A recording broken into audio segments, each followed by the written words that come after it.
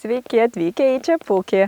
Jau mes esame ir atsinaujinę. Noriu pakviesti jūs atvykus pasistatyti savo automobilį mūsų aikštelėje, kurią tuoj pamatysite mano kairėje.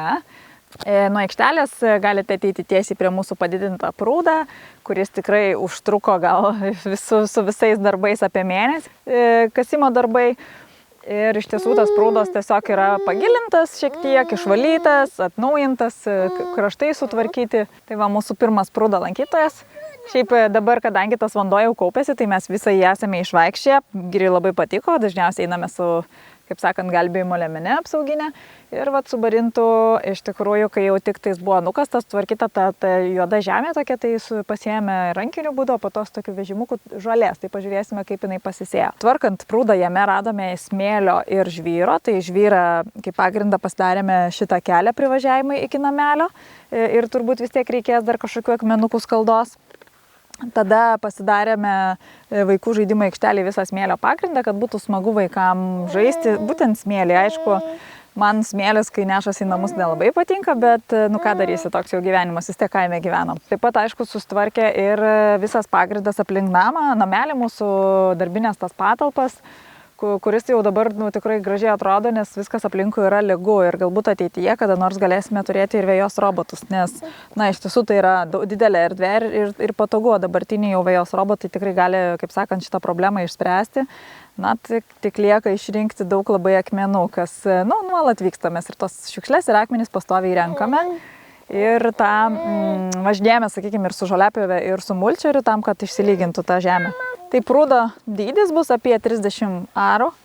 Jisai buvo tas nedidelis 30 arų, dabar jau tikrai, tai jisai tik vos padidėjo. Krantinės visos susitvarkė ir tas pats jausmas daug geresnis. Matysite tą tokį reliefą.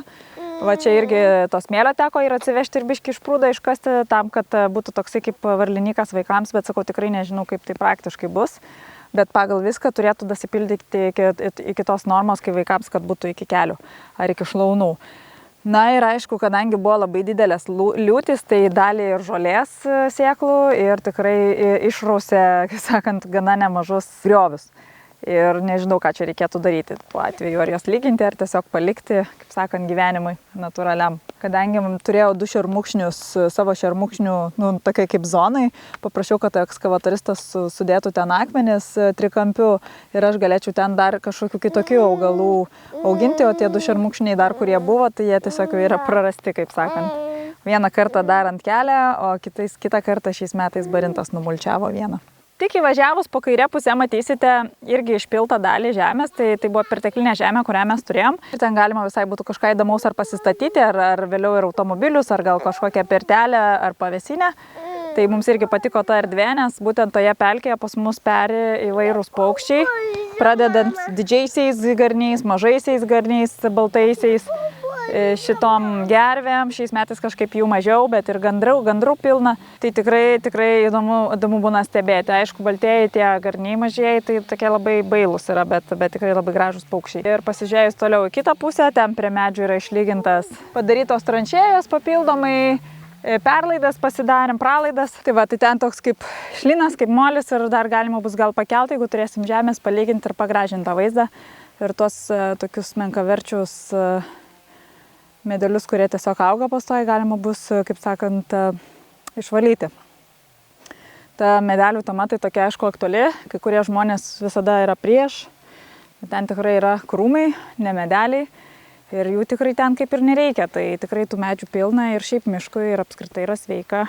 Ir šalinimas medžių, kurie yra arba menkaverčiai, arba mirę, arba gali išlaužti krisdami kitus medžius. Tai va čia gaunasi dar vienas toks mini projekčiukas.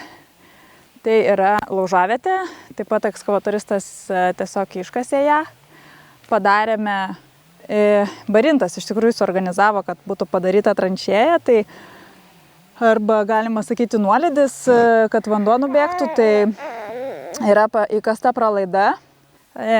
Kadangi mėgstu dažnai ne tą žodį pavartoti, tai papildymas toksai, kad ne pralaida yra prie kelio, tai yra tiesiog vamzdis tas, o drenažinis vamzdis tai toksai, kuris tiesiog turi tą pralaidumą vandens iš visų pusių, jis kaip perforuotas ir dėl to yra naudojami tie akmenukai, kad nesiliestų tiesiai į smėlį. Ir, prailgintų jo naudojimą. Tai jų būna, sakė, 2 tipų, vieni su kokoso pluoštu. Mes pasirinkome tą, kuris yra ilgaamžiškesnis.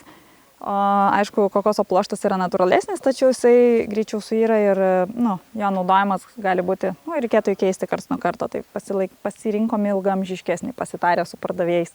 Tai čia planuojame turėti laužavietę, galbūt kada nors esant laiko ir pinigų daugiau. Stoginė tokia, stogelį pasidaryti apvalų būtų gražu, bet kaip sakant, viskas kainuoja, tai galbūt ateinančiais metais. Čia, kaip matote, yra mūsų žaidimo aikštelė.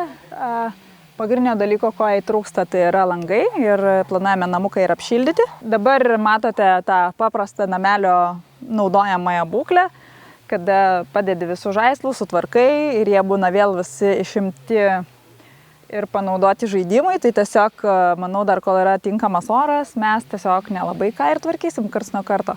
Ir iš tiesų plauti jų taip pat yra tikrai neverta, nes tai yra labai didžiulis laiko resursų švaistymas tiesiog, ne to žodžio prasme. O vaikui tikrai patinka tas visas smėlis, purvas. Kad ir kaip ten bebūtų, galime statyti visokias žaidimo aikšteles, bet vaikams taip pat reikia ir paprastos elementariausios balos, kalno arba tešlos arba purvo, sakykime taip. Tai mano nuomonė visai pavykus daugiafunkcinė aikštelė, kuri tinkama yra ir visiškai vėtrai kelių mėnesių, nes yra specialios supynės jai pakabintos ir galbūt 12 jau ir vyresnių ir suaugusių, ta prasme, žmonių malonumui, poilsiui ir galima sakyti netgi sportui, nes paprastą turniką tą vadinamąjį padarėm sportinį, ten galima tampytis. Įdomus dalykas buvo būtent ziplainas padarytas, tai tikrai smagu, vaikai labai daug jį naudojo, kai buvo Giriaus gimtadienis. Tai būtent ziplainas buvo tikrai populiariausias ir ten buvo eilė. Buvo tokių pastebėjimų, kad galbūt jisai gali būti pavojingas, bet žinot, žaidimai yra pavojingi ir iš namelio galima iškristi. Ir visa kita, tai čia tie pavojingi žaidimai vaikams, aš manau, galbūt yra skatinama tam, kad išmoktų atsargiai elgtis. Bet kuriuo atveju vis tiek gyvenant kaime tų pavojų yra pilna, tai manau vis tiek tai yra geriau negu gyventi uždarytoje erdvėje ir galbūt vaikas yra saugesnis kasdien, bet yra kiti dalykai, kurie gali atsitikti jam taip pat kasdien. Sekantis mano dar šiais metais būsimas įgyvendinti projektas, tai yra virtuvę susitvarkyti pagaliau, nes tikrai atsibodo tas dulkės visur. Kaupimasis vis tiek yra namas medinis ir vis tiek tų dulkių yra visokių, tai ir musės ir taip toliau. Tai turint virtuvę su spintelėmis tikrai palengvės valymas, priežiūra virtuvės, tikrai daug vietos atsiras virtuvės daiktams, nes kaip ten bebūtų, vis tiek mes esame virtuvės profesionalai kažkuria prasme ir su maistu dirbame, tai tikrai mums tai yra labai svarbus aspektas gyvenimo ir vos ne paskutinis paliktas namuose, tačiau aišku, galime gaminti ir taip, kaip yra. Tai todėl gal ir buvo paskutinis, kaip sakant, paliktas.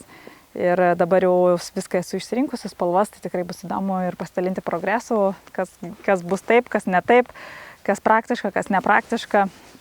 Tai jau kai turėsime virtuvę, planuoja ją padaryti kažkur per mėnesį ir daugiau. Manau, tai yra tikrai greitas terminas, tai pasidalinsime.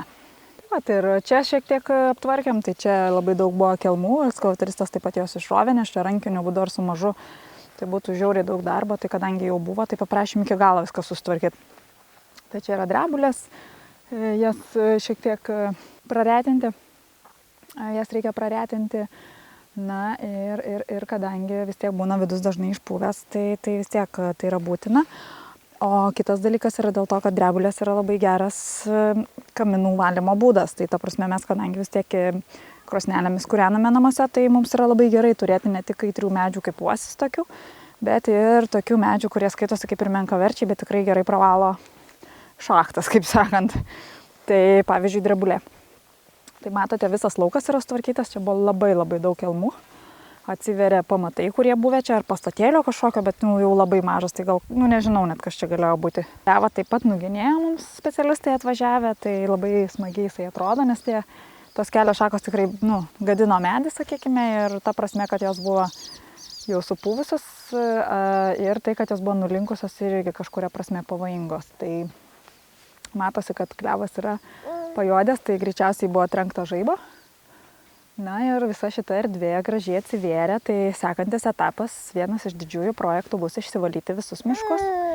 irgi prasigenėti, prasiretinti eglyną, tada išsivalyti jį, nes kitoj pusėje yra upelis atitvenktas bebrų, kurį galbūt galima būtų susitvarkyti kažkada ir kad būtų kaip upelis. Mano galbūt vienas iš pirmųjų toks projektukas, kuris buvo įdomesnis, kur kiti galvoja, ką jinai čia nesąmonę daro, tai basų kojų takas. Tokio dalyko aš kažkaip visada norėjau, nežinau kodėl, bet norėjau, nes labai patinka. Iš tikrųjų, kai dar Korėjai gyvenau, tenais yra, kai būna laukia sporto treniruokliai ir būna labai dažnai tas basų kojų takas, bet akmenukai yra pasukti, kad būtų skirtingo fragmento ar diametro, ar tai formos ir tada yra įbetonuoti. Nes vis tiek labai daug žmonių praeina. Aš norėjau kažkokio tokio ir galvoju, kaip čia sugalvoti visokių įdomių ten dalykų, bet galų gale vis tiek apsistauti ties akmenim, nes tai yra paprasčiau.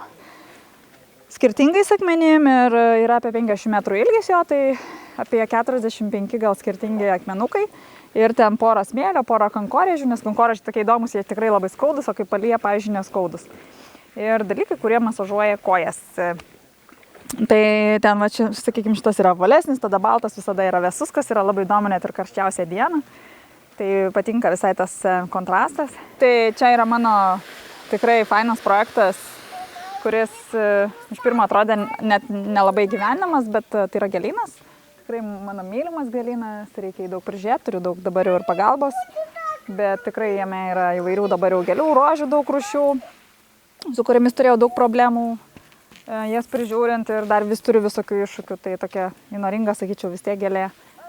Hortenzijos, ežiuolės, diemedį turiu, jurginus, vienmečius, čiobrelį, mėtas, bijūnus ir daug kitų augaliukų, tai tikrai kviečiu pasižiūrėti ir man tikrai šitas gėlynas labai patinka ir kitais metais vis adaptuosiu ir šiek tiek dar kitaip darysiu, o aplink gėlyną, kad būtų mažiau to darbo, tai padarėme agroplevelę, kad būtų mažiau žolyčių.